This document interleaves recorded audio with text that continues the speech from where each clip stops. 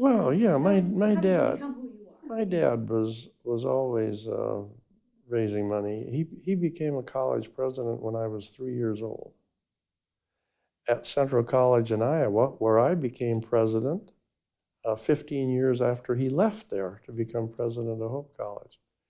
So uh, it was just in the family, and my mother was very much a partner in all this.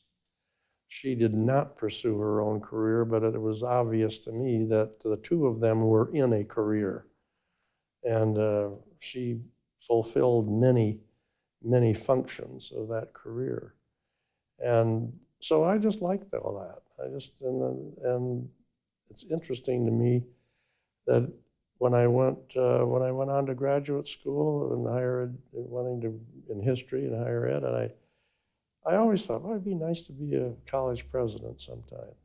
But then knowing that that doesn't just happen. If you want to be an X-ray technician, you get trained for it. You don't do that in a college president. There are avenues to it.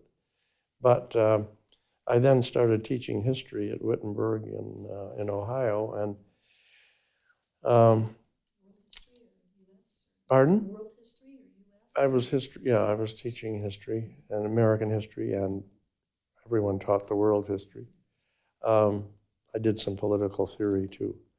The vice president for development left at Central College in Pella, Iowa, where my father had been president, and so the board felt they needed someone to come in there and pick up where he had left off, which was very good, but the school needed a little more emphasis on development. So they thought, well, maybe the kid can do like the father did. So they offered me the vice presidency for development. And I went there, did that for a year, and then the president took a job as a theological professor in a seminary in New Brunswick, New Jersey, and so there was the presidency was open, and I was 28 years old. And so the committee, they brought some people in, some that I knew that I thought very highly of, but they couldn't convince them to take the presidency. And then the faculty signed a petition asking the committee to make me president.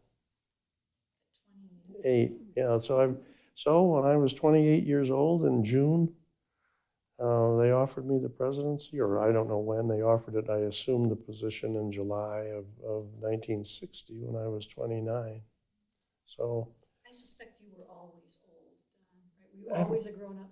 That's what my son-in-law says to my daughter. He said, your father's always been an adult. So how long were you in Iowa? I was president there for 8.5 years. And when I was 37 years of age, came to Grand Valley in January 1969. Stayed until July 1st, 2001.